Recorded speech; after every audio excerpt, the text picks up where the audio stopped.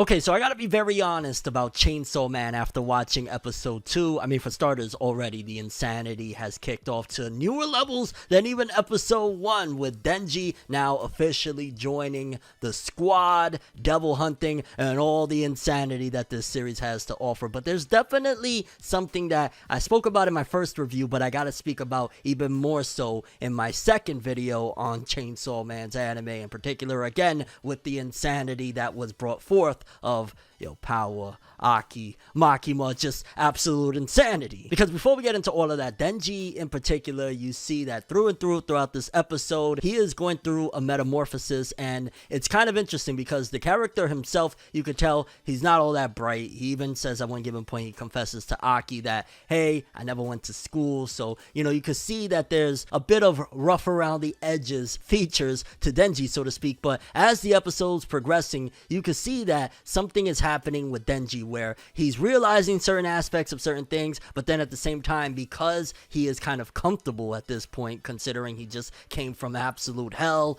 being broke, not being able to eat, not being able to pay his bills, so you see that he's a bit comfortable, but he does notice that dog from the very beginning of the episode, after he's telling Makima, hey, I'm hungry and all that stuff, she basically talks to him like he's a dog. Like when she said about him being her dog, she was literal about it, fam. Like she tells him at one given point, hey, you either tell me yes or woof. A dog doesn't say no. And at first, I ain't gonna lie, it's kind of funny as shit. Like, dog, you really treat him like a dog.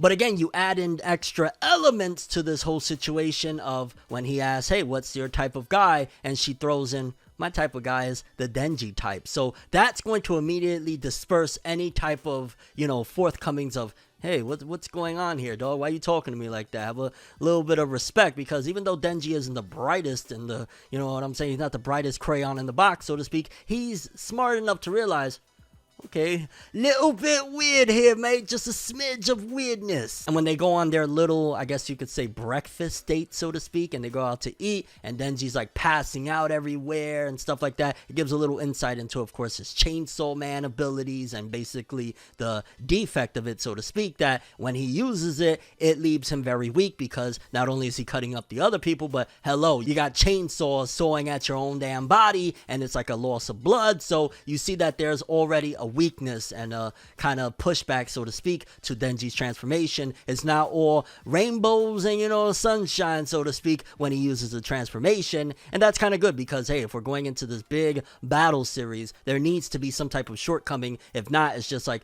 dog is hacks. But we get introduced to Aki, Ayokawa, and as a manga reader, I was like, yo, alright, here we freaking go. Makima basically putting Denji in this squad with Aki and asking him to shadow Aki, so to speak, so that he could get a grasp of this whole devil hunting situation. Think of it as like training. But then again, you notice every time that there's something negative, so to speak, that Denji has to put up with, Makima quickly adds in an extra spice. You know what I'm saying? A little bit of like, yeah, you gotta go with him, and I know you really want to go with me, but if you go with him, maybe someday you can come with me. So again, even though he wasn't necessarily liking it, Makima still adds in that little spice of, hey, here's a doggy treat at the end of the road, treating him truly like a dog. And upon their first little venture together, Denji quickly realizes Aki's a bit of an ass and he might have a crush on his Makima, you know what I'm saying? Because off rip, he's talking down to Denji. He's like, yo, why don't you just quit? And once Denji asks him, hey, does Makima have a boyfriend? Like, hey, what's that about?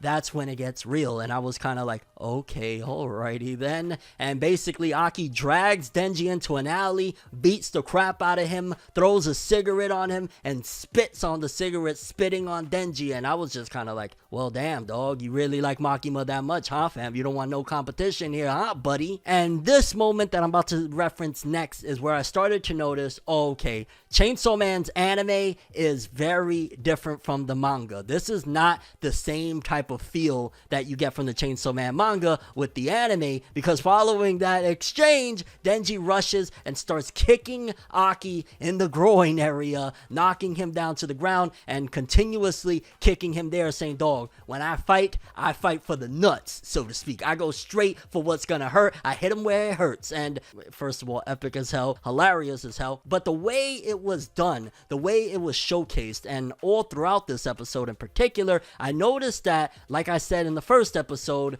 this doesn't feel like the Chainsaw Man manga in terms of the comedy really just kind of sits there, so to speak. And what I mean by that is these are some hilarious moments, but you don't get like a change in music, so to speak, to kind of add to that extra hilarious nature. It doesn't kind of get exaggerated and goofy in a way. It's like, it's funny as hell, but it's also just on top of this very serious atmosphere. So if you were a Chainsaw Man fan of the manga, then you know what I'm talking about. And if you're not a fan of the manga, you're a first time watcher for the anime, this is your first experience, then I'm here to tell you that Chainsaw Man's anime is just way more serious than the manga. Even when the comedy is going and stuff like that, a part of me is like chuckling a little bit, but I feel like it would have been a lot more hilarious if they would have really put emphasis on some of these moments, because that shit was funny as hell when Denji's kicking him in the nuts. But again, they're playing it up almost like, no, this is a serious show. And I was thinking to myself, well, why would they, even on these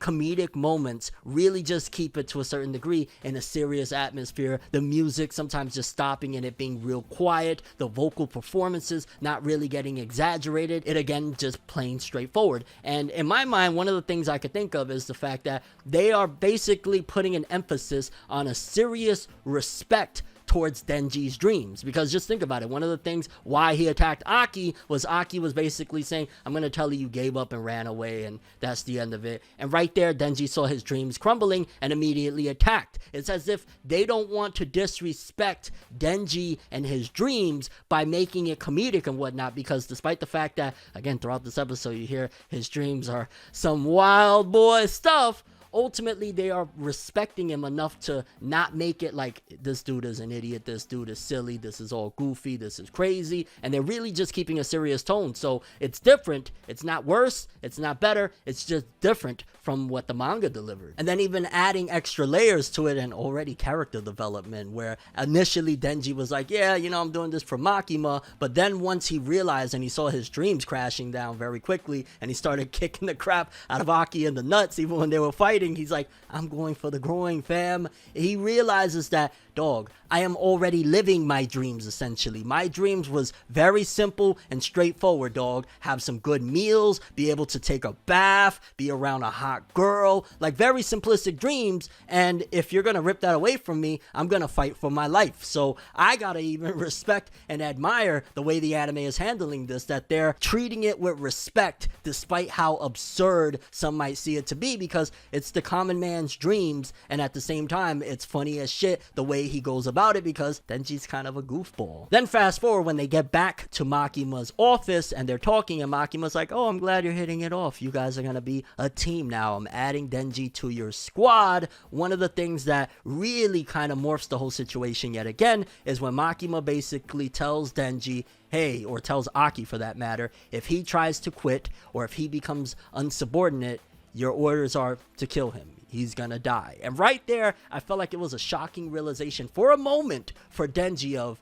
you went from one situation, one essential prison, so to speak, of life, of being broke, and, you know, the Yakuza had a hold of him and had him paying back his father's debts, and he went from that to just another kennel. It's like a dog, from being a street dog to being a dog in captivity, so to speak, because when he was walking and looking depressed and it got real serious for a moment, you see that Denji realized the gravity of the situation that he's in. Despite the fact that he really loves Makima or whatnot, he's to a certain degree a prisoner to their system and their ideologies. Like, it's either work for us or you die, fam. And that was a moment where you could see that there was some self-realization with Denji, then followed by, but damn, dog, I ain't gonna lie, that chest of hers, I like it. So it's adding extra layers to a guy that's very dim-witted, but at the same time, he recognizes at times that this is not no cakewalk, this is not what I initially thought it was, but I like boobs, so forget all that nonsense. When we get to the first scene of the first fiend that they have to go after, we get a little bit of characterization for both characters. Again, we find out that Denji never went to school, and you can see that throughout all of these conversations, Aki is slowly but surely starting to sympathize with Denji, because when Denji attacks the fiend with the axe and he questions him like,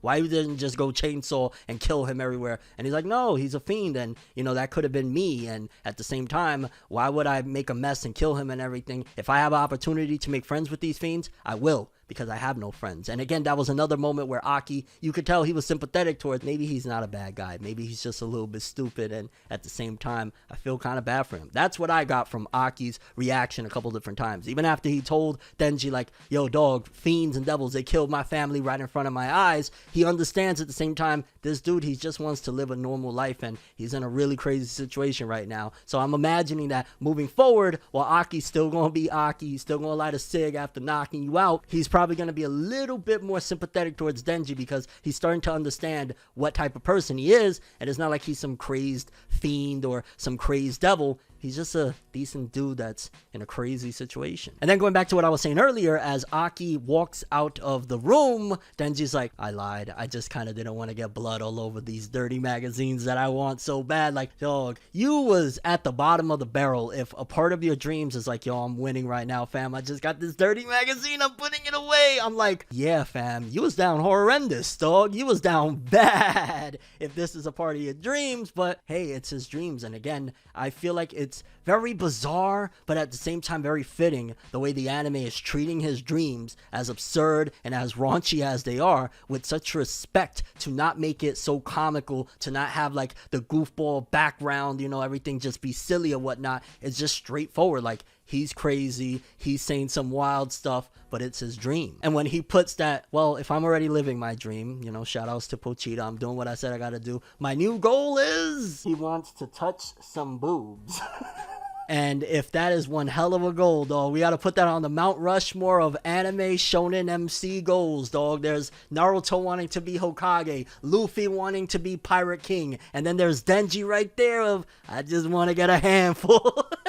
And we once again arrive at Makima's office, again solidifying Denji will be a part of Aki's squad, and that he has a partner that is a part of Aki's squad, which it kind of felt like it contradicted something of where Aki was basically very hateful towards fiends, devils, and everything like that, only to find out that Power, this character that is a fiend, is also a part of his crew. So I was kind of like, well, damn, Aki, you one prejudiced dude with your own people, huh? Because Power's a part of his squad. And I'm not even gonna lie, fanboy mode times 1,000 right now, bro. Power's introduction to the anime when she showed up, absolutely loved it. I don't care what anyone says. Best gal is finally here. Although it feels like it's very quick, because Power wasn't immediately thrown into the manga for a little bit. So I was a little bit shocked to see her already in the mix of things, but I ain't mad at it at all, because her entrance and Denji being like, she's crazy, but I could put up with crazy as long as they're hot, dog. And at the same time, I wouldn't mind getting a handful like Denji, you madman, you absolute nut job. Well, yeah, that's his special move, basically, the nut job.